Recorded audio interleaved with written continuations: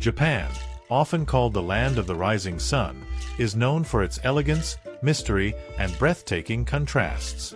But have you ever wondered where this poetic nickname comes from? It's not just a beautiful title.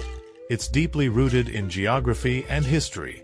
Positioned at the far eastern edge of the vast Eurasian continent, Japan is among the first places on Earth to be kissed by the morning sun. This celestial privilege led its people to name their country Nippon, which translates to origin of the sun. Over centuries, that phrase evolved into a national identity, one that still captures the imagination of the world. Despite its relatively small size, roughly 378,000 square kilometers, comparable to California, Japan unfolds like a dream across more than 6,800 islands. The four main islands, Honshu, Hokkaido, Kyushu, and Shikoku, make up 97% of its territory and offer a terrain shaped by dramatic mountains and volcanic peaks. Towering above them all is Mount Fuji, not only Japan's highest peak but also a sacred symbol embedded in art, poetry, and the soul of the nation. Japan's climate is a showcase of nature's elegance, marked by 4 distinct seasons that each bring a different face to the country.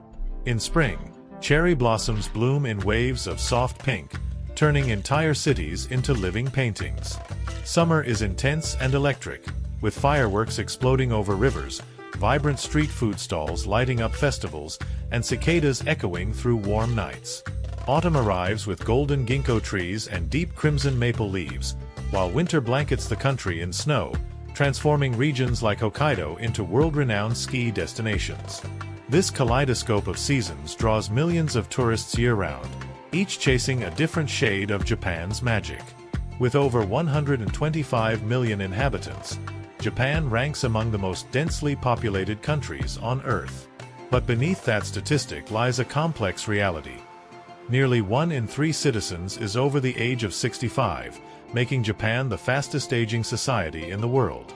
This demographic shift poses enormous challenges, economically, socially, and culturally. As the government grapples with labor shortages, rising healthcare demands, and generational divides. And when it comes to language, Japan doesn't make it easy. The Japanese language is one of the most intricate in the world, combining 3 distinct writing systems: kanji, hiragana, and katakana. Yet, oddly enough, more and more people are drawn to study it, thanks in large part to the explosive global influence of anime, manga, and Japanese pop culture, which have become cultural bridges attracting fans from every corner of the planet. Now let's talk about something that often surprises outsiders: modern Japanese women, and the rising trend of them choosing foreign men as life partners. Forget the outdated stereotype of the shy girl in a kimono. The modern Japanese woman is breaking molds and challenging expectations. Today, over 70% of Japanese women of working age have steady, independent careers. You'll find them in high-level corporate roles, tech industries, government, and creative sectors. Marriage and motherhood are no longer the automatic next steps. Instead, fulfillment, autonomy, and personal growth are top priorities. In fact, the average age of marriage has steadily climbed to 29 or 30, with many urban women marrying even later, or not at all. A single woman in her 30s, financially secure, well-traveled, investing in her future, and living on her own terms, is not seen as a leftover, but as a role model. In this society, love is no longer something one must chase. It's something one chooses, deliberately and selectively. And here's where it gets even more intriguing. Thousands of Japanese women each year are choosing foreign men as their partners. Why? The reasons are often emotional, cultural, and deeply human.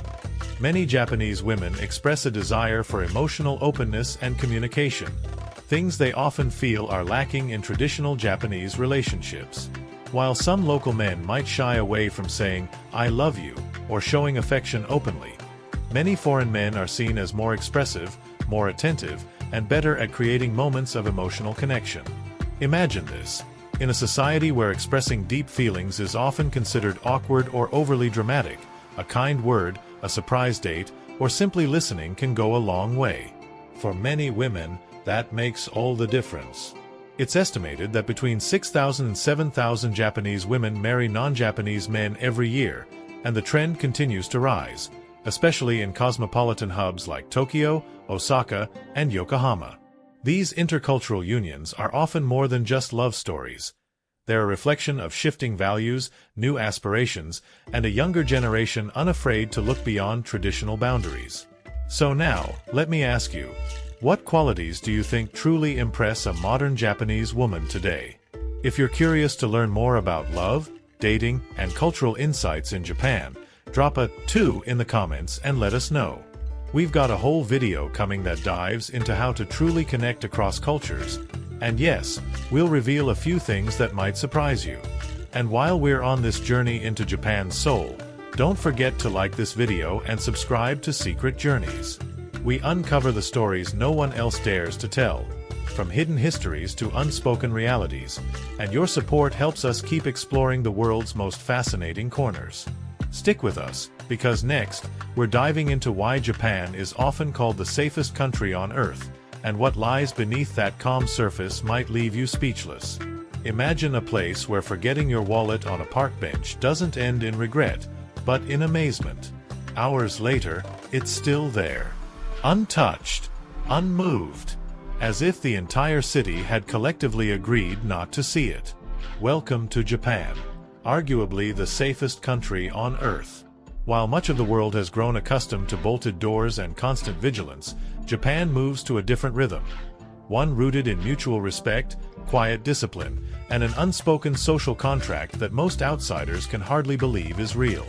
Let's look at Tokyo, a metropolis that houses nearly 38 million people, making it one of the most densely populated cities on the planet. You'd expect chaos. You'd expect danger. But instead, Tokyo consistently ranks among the top safest cities in the world. At night, teenagers stroll alone, commuters nap on trains, and elementary school kids navigate their way home unaccompanied. There's an almost surreal sense of calm, where daily life continues unshaken, even in the most crowded corners. Here's a true story that borders on the unbelievable. In some districts, police departments occasionally run sting operations, not to catch criminals, but to see if any exist. They'll leave unlocked bikes unattended or accidentally drop wallets on purpose. And more often than not, no one takes the bait. Not because they're afraid of getting caught, but because taking what isn't yours is simply unthinkable. So what's behind this astonishing level of public order? It begins in childhood. In Japanese schools, students aren't just taught math and science. They're educated in responsibility, integrity, and the impact of their actions on the greater good. Kids as young as 6 are expected to clean their classrooms, return lost items, and greet their neighbors with respect. These aren't just school rules. They're societal values. But even more powerful than law or rules is Japan's deep-rooted cultural principle of maiwaku, a word that roughly translates to not causing trouble to others. The fear of bringing shame or inconvenience to your family, your co-workers, or even strangers is a social deterrent stronger than any legal system. In a country where preserving harmony is more important than asserting personal gain, crime isn't just illegal, it's dishonorable. Now, let's shift gears, but not too far. Because Japan isn't just a beacon of safety, it's also home to one of the most surprising culinary revolutions in history. And it all started with a bowl of noodles. We're not talking about a luxurious dish or an ancient delicacy. We're talking about the humble, life-saving innovation known around the world, instant noodles. Back in 1958, a man named Momofuku Ando had a vision to create a meal that was affordable, fast, and accessible to anyone, anywhere. From his tiny kitchen, he revolutionized global food culture. Just add boiling water, wait 3 minutes, and you've got a hot meal in your hands. Cheap, filling, and easy to prepare. It became a lifeline for students, workers, travelers, and even astronauts. Yes, astronauts. Instant noodles were so essential that they were sent to space aboard the ISS as comfort food for Japanese cosmonauts. But in Japan, instant noodles aren't just practical, they've become an art form, a cultural obsession. a canvas for flavor experimentation that ranges from the delicious to the downright bizarre. In Japanese convenience stores, you'll find entire walls dedicated to these colorful cups. Limited edition miso ramen infused with real sea urchin. Spicy wasabi bowls that will make your nose tingle. And yes, even horse meat and pizza-flavored noodles for the adventurous palate. There are seasonal releases that cause lines to wrap around blocks. New flavors drop like sneaker launches or iPhones, with fans eagerly collecting them like rare treasures. So how deep does this love go? Deep enough that Japan built an entire museum in its honor. The Cup Noodles Museum in Yokohama is a sensory playground that combines nostalgia, education, and hands-on creativity. Visitors not only get to explore the quirky history behind this food revolution, they also get to become instant noodle chefs for a day. Design your own cup, choose your preferred noodle type, select your favorite broth, add toppings from corn to cheese to shrimp, decorate your packaging, and take home a personalized edible souvenir. You won't just be fed, you'll walk away with your own culinary creation, unique in flavor and in memory. How many museums let you eat the exhibits? So, now we ask you, would you dare to try the world's weirdest noodle flavors? Which one would you create if you had your own cup to fill? Would it be spicy and bold, or sweet and unexpected? Drop the number 7 in the comments if you'd love to craft your own custom noodles in Japan's Museum of Delicious Curiosities. And while you're here, don't forget to like this video, subscribe to Secret Journeys, and turn on notifications. We travel far and deep to uncover the sides of places you've never seen. Stories that go beyond the brochures and shine a light on the soul of a nation. Next, we're diving into one of the most misunderstood traditions in Japanese culture, the secret world of the geisha. Elegant, mysterious, and often misrepresented. Stick around, because what you think you know might just be a myth. If the essence of art could walk, speak, and breathe, it would wear a silk kimono and answer to the name geisha. These women are not just performers. They are living vessels of centuries-old Japanese tradition. Their very presence evokes elegance, restraint, and reverence for an era where beauty was measured not just by appearance, but by grace, knowledge, and the ability to stir hearts through subtlety.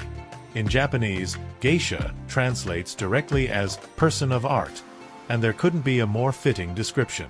Every movement, every smile, every note sung or string plucked is steeped in discipline and artistic devotion. A true geisha is not merely a hostess or entertainer. She is a master of multiple refined skills: traditional dance, classical music on the shamisen, poetic dialogue, flower arranging, tea ceremony rituals, and the rare talent of making silence feel like part of the conversation. And yet, outside of Japan, geishas have long been misunderstood. Often wrongly associated with professions that have nothing to do with their true role, geishas are not involved in any form of physical transaction. What they offer is far more rare, and far more valuable, a cultivated, intellectual companionship that only few can truly understand. They were, and still are, the cultural superstars of their time, icons of refinement, power, and artistry. Their appearance alone tells a story. Geishas wear subdued yet intricate kimonos, often in seasonal or symbolic patterns.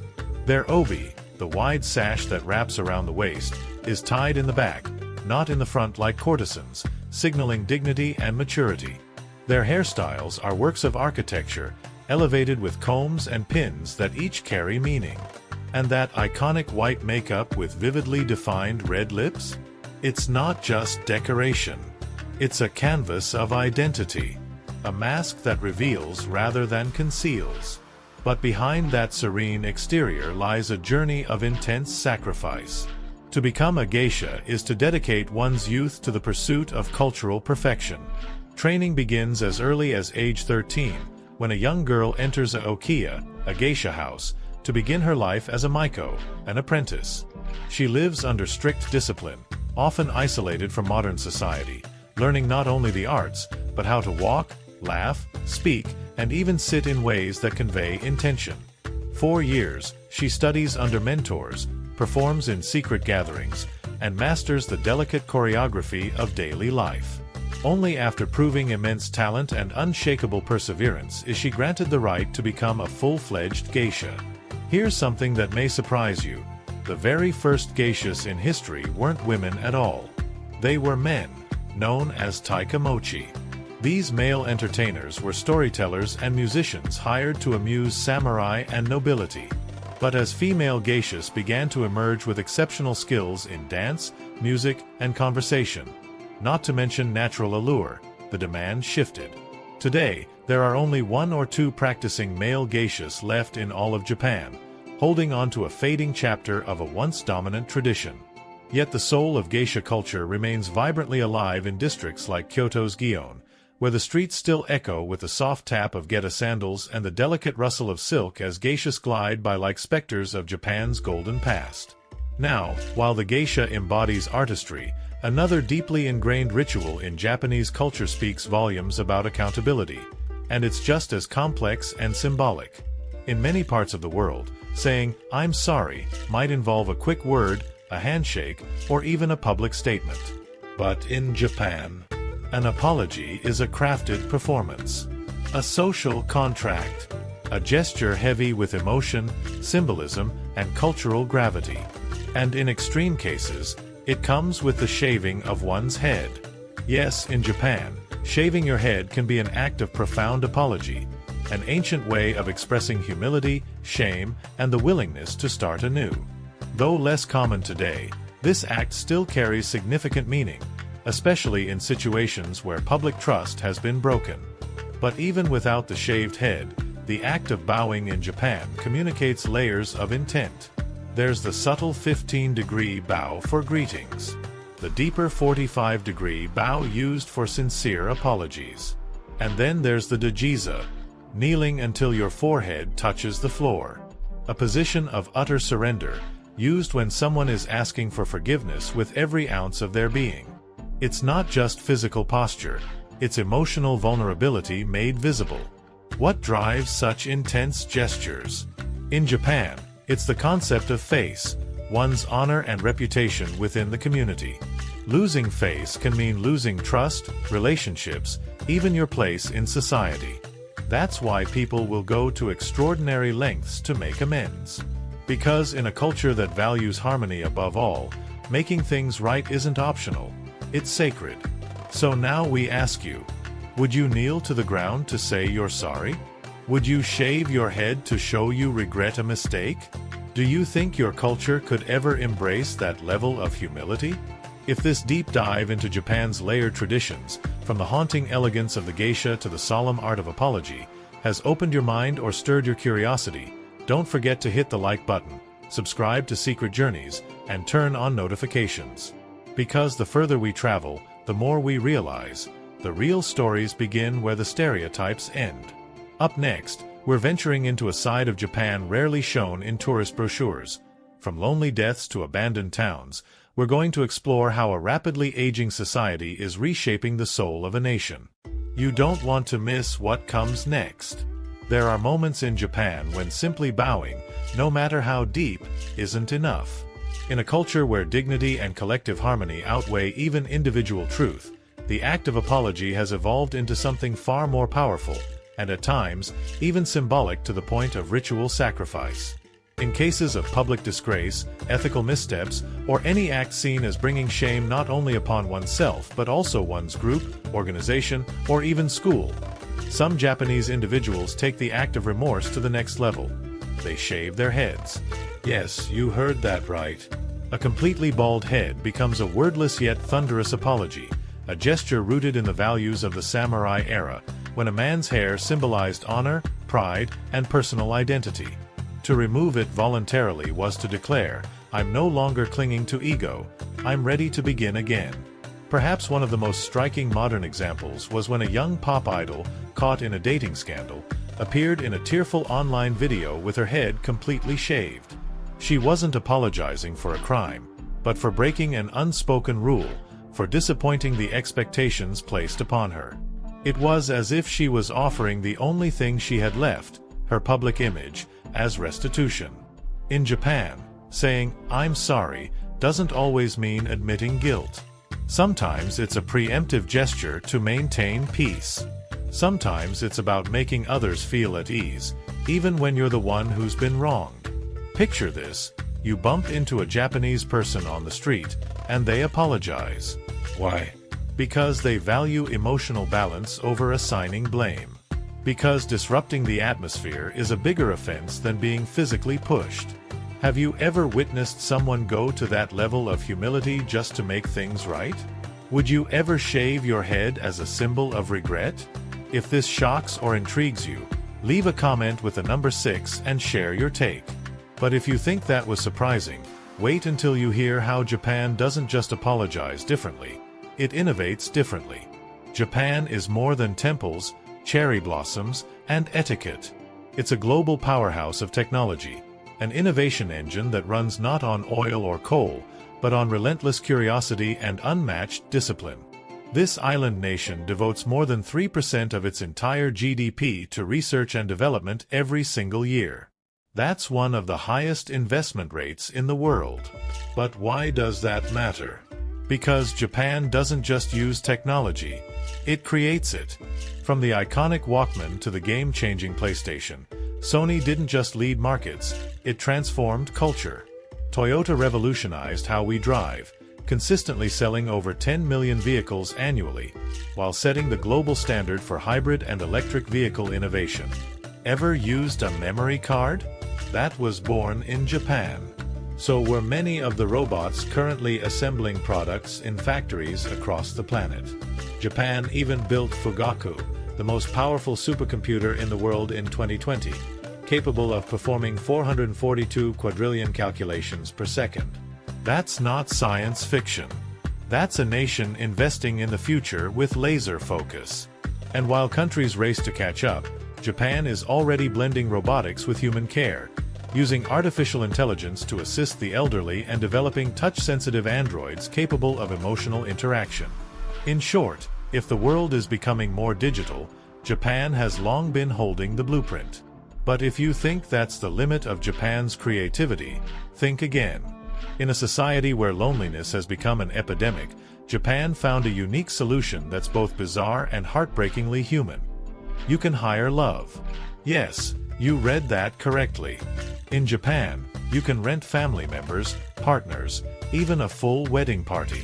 There are entire agencies in Tokyo and other major cities that specialize in rental relatives. Need a boyfriend to meet your parents? A wife to impress your boss? A father for a wedding speech? It's all just a click and a fee away. This isn't a joke. It's a booming industry. For $50 to $100 per hour, you can book someone to play whatever role your life demands. And if you're planning an entire fake wedding with actors posing as friends, relatives, and newlyweds, the cost can exceed $20,000.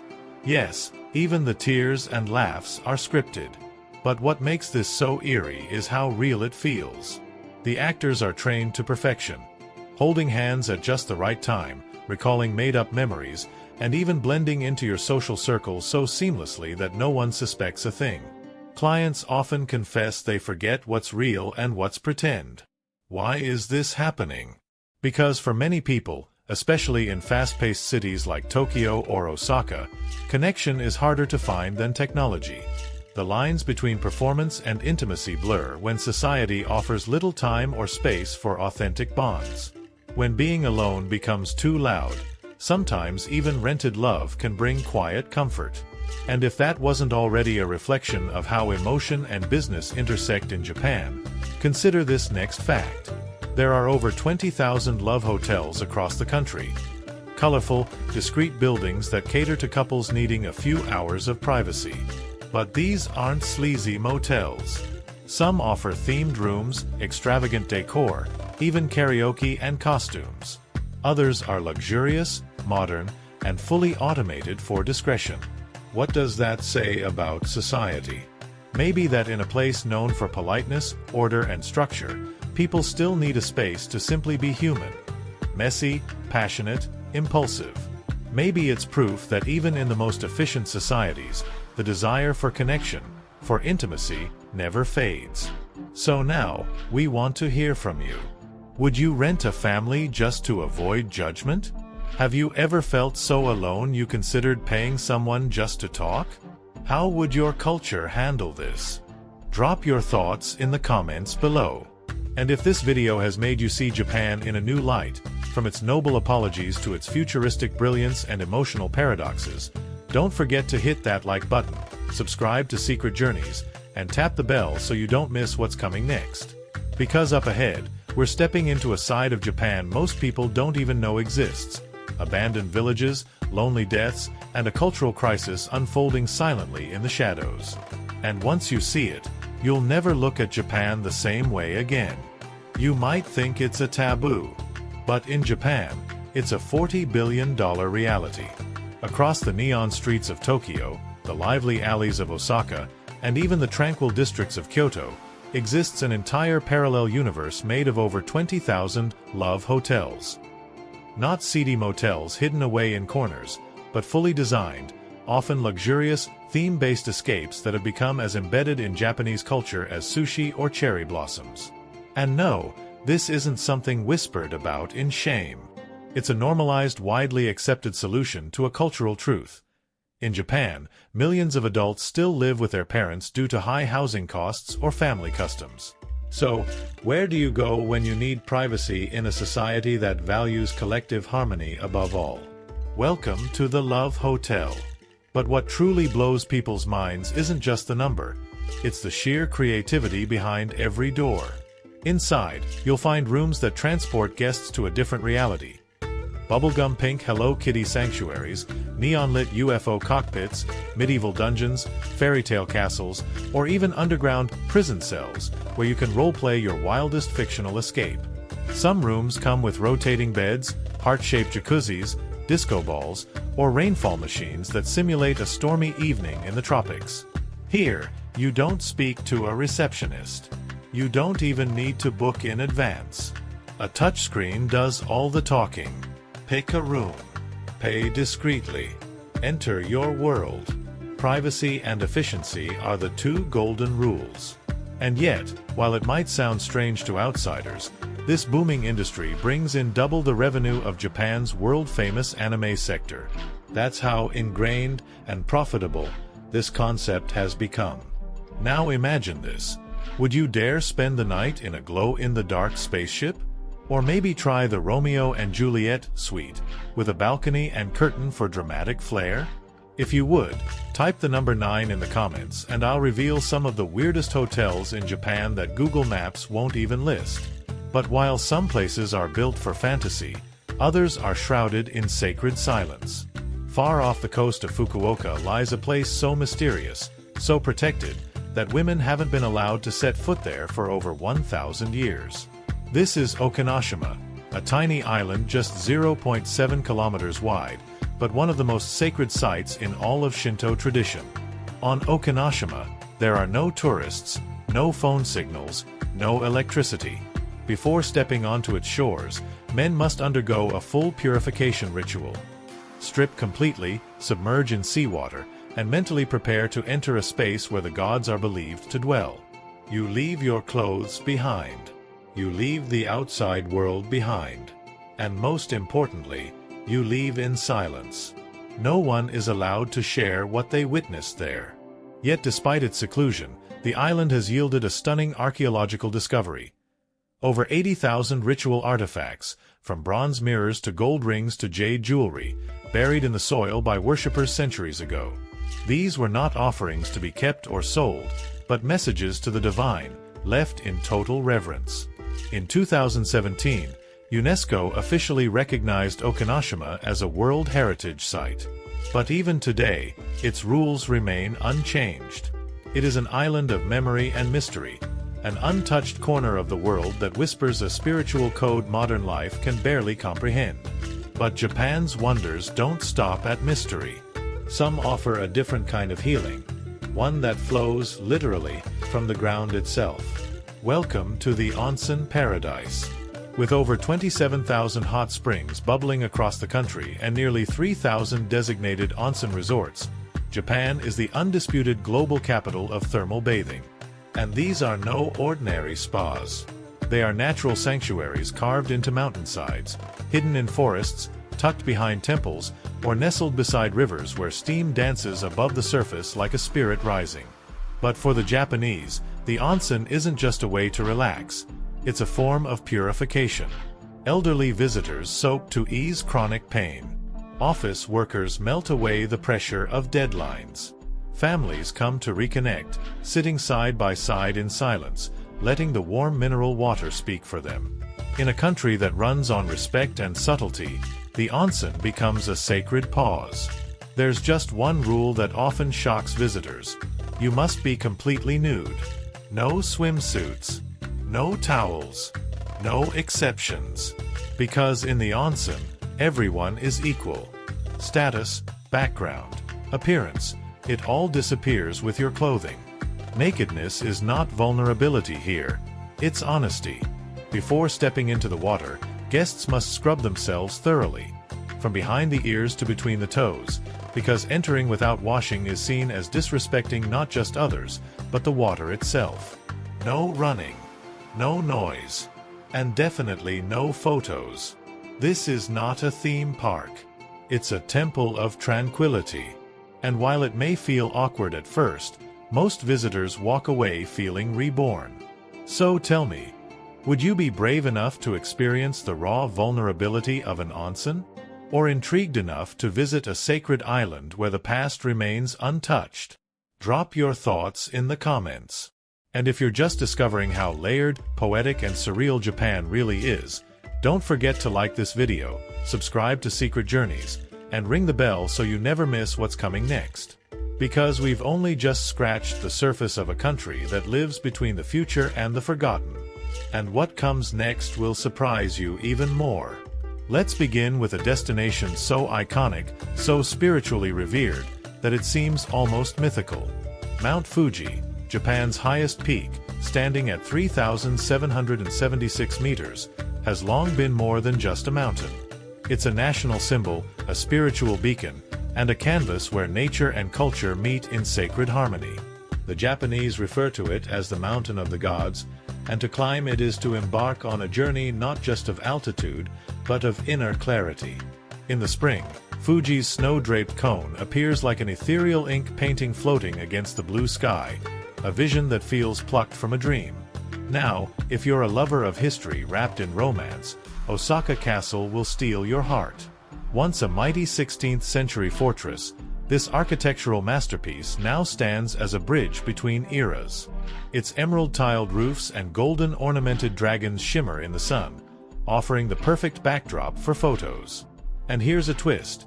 You can actually rent traditional samurai armor, becoming a warrior of the past as you stand among ancient stone walls. It's not just sightseeing. It's stepping into a different time. But if you're looking for something that whispers instead of shouts, then wander through the Sagano Bamboo Grove in Arashiyama, Kyoto. Here, the wind weaves through towering bamboo stalks, creating a symphony of rustling that Japan has officially designated a soundscape worth preserving. As you walk through this living corridor of green, the outside world fades. There's no traffic, no noise, just the wind, the silence, and the rhythm of your breath. It's meditation in motion. Now prepare yourself for something surreal. Deep in Hakone lies the Owakudani Volcanic Valley, a place where the earth constantly breathes steam from its belly. Here, visitors boil eggs in bubbling sulfuric springs. The result? Jet black eggs, known as kuro tamago, that locals believe add 7 years to your life with every bite. Superstition or not, eating one while surrounded by swirling geothermal mist is an experience you'll never forget. And if you think Japan is all tranquility and tea ceremonies, you haven't seen the country in full celebration mode. With over 300,000 festivals held each year, Japan could easily be called the Kingdom of Celebrations. These aren't just events, they're explosions of history, community, and joy. Springtime kicks off with Hanami, when entire cities gather under blooming cherry blossoms to laugh, share meals, and celebrate fleeting beauty. Come summer, Kyoto's Gion Matsuri steals the spotlight with towering floats and processions that date back 1,000 years. Meanwhile, Tokushima's Awa Odori transforms the streets into a sea of synchronized dancers, drawing over 1 million people into its hypnotic rhythm. And when autumn leaves fall and snow begins to cover Hokkaido's rooftops, the country bursts into light again. Nebuta lanterns float across Aomori's skies, and winter fireworks erupt in snowy silence.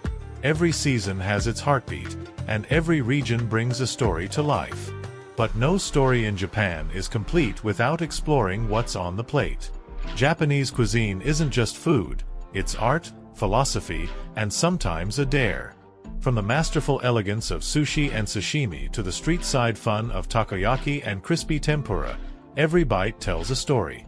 Japanese chefs pay microscopic attention to balance, color, temperature, texture, even sound, transforming every meal into a theatrical experience. But if you thought Japan only serves mild delicacies, think again. In Kumamoto, a regional specialty might raise eyebrows, basashi, or raw horse meat. Served sashimi style with ginger and soy sauce, it's hailed for its lean, high-protein benefits, but for many tourists, it's less of a meal and more of a test of courage. And the surprises don't stop there. Japan is also the land of eccentric ice cream flavors. Think ramen, soy sauce, squid ink, or even horse meat ice cream.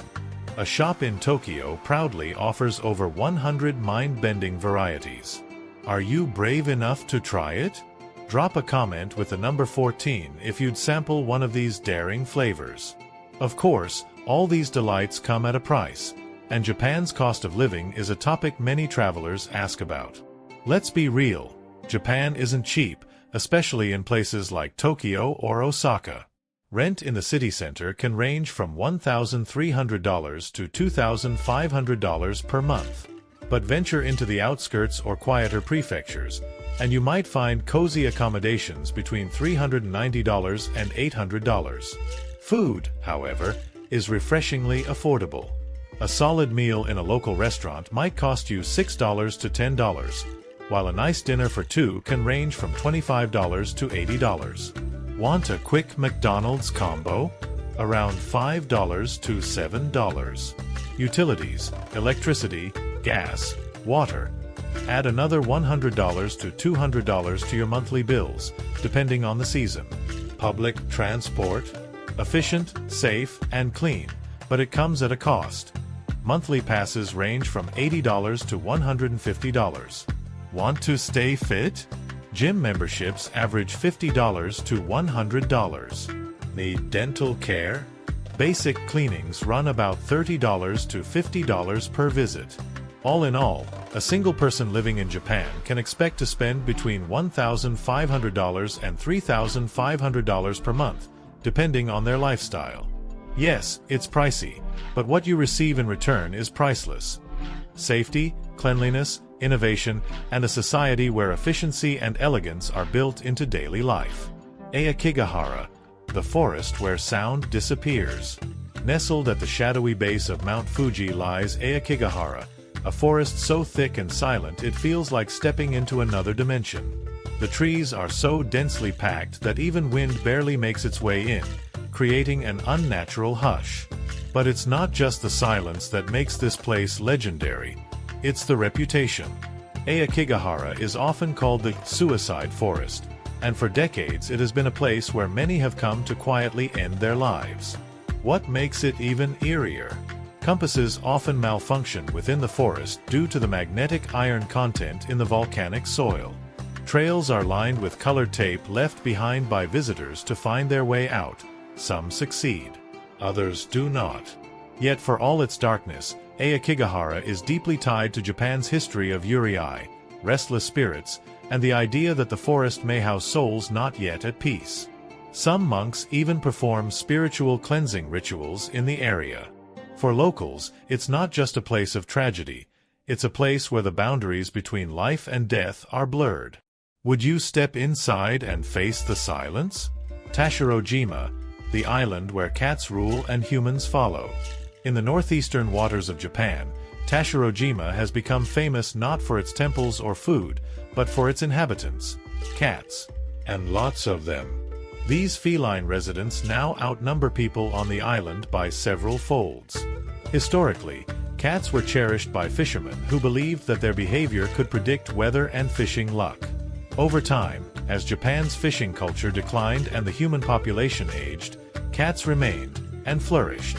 What's fascinating is how deeply spiritual the relationship is. Cats are believed to bring fortune and protect the island from evil spirits.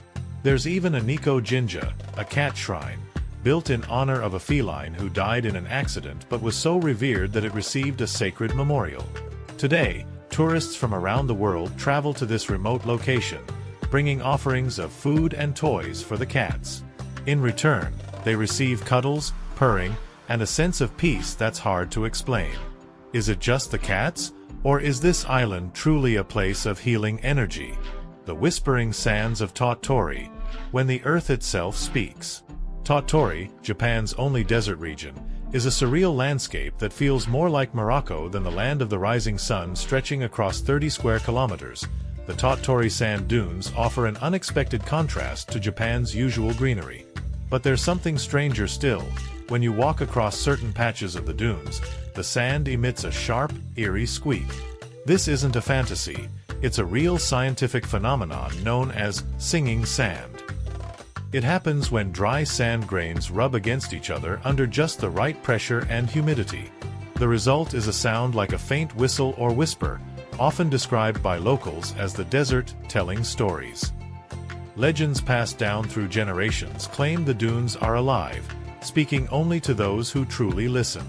Some even believe that the sand carries the voices of spirits who once walked those lands. So if you ever find yourself walking across the golden sea of Tottori, pause and listen. What do you hear? Fushimi Inari's hidden trail, the fox spirit's silent watch. Millions of visitors walk through the blazing red gates of Fushimi Inari Taisha in Kyoto each year, mesmerized by the seemingly endless rows of torii that snake up the sacred mountain. But few venture far enough to find the shrine's forgotten path, a side trail veiled in whispers, fog, and folklore. Locals call it the Whispering Path, and it's known for its ghostly stillness. Here, it's said that kitsune, or fox spirits, keep watch. In Shinto belief, these foxes are not just animals, they're mystical messengers of Inari, the deity of harvest and prosperity. Visitors who disrespect the trail, by stepping on gates, mocking the statues, or taking offerings, have reported strange happenings. Sudden nausea, mysterious scratches, and even misfortunes that follow them home. Some say they've heard rustling footsteps behind them, only to find no one there. But those who walk the trail with reverence often leave feeling strangely calm, as if they've been granted passage by unseen guardians. Would you risk the journey for the chance to glimpse Japan's most sacred spirits? Mount Misen's eternal flame, a fire that knows no end. High atop Mount Misen, on the sacred island of Miyajima, a flame has burned without interruption for over 1,200 years. Lit by the revered monk Kukai, founder of the Shingon Buddhist school, the Ryukado flame is far more than just a fire. It's a symbol of devotion, endurance, and spiritual purity. Even during natural disasters and times of war, monks have guarded the flame, ensuring it never goes out. It's so sacred that in 1964, it was used to ignite the flame of peace in Hiroshima's Peace Memorial Park, forever linking it to both suffering and hope. Pilgrims climb the mountain to meditate beside the flame, believing its energy can cleanse the soul and awaken inner strength. Some even bring sacred water boiled over the fire to sick loved ones, hoping it might heal where medicine cannot. This is not just a flame, it is a living memory. A flickering light that connects the spiritual past to the present day. If fire can survive for 1,200 years, what else could? Drop your thoughts in the comments. And if you're just discovering how layered, poetic, and surreal Japan really is, don't forget to like this video, subscribe to Secret Journeys, and ring the bell so you never miss what's coming next.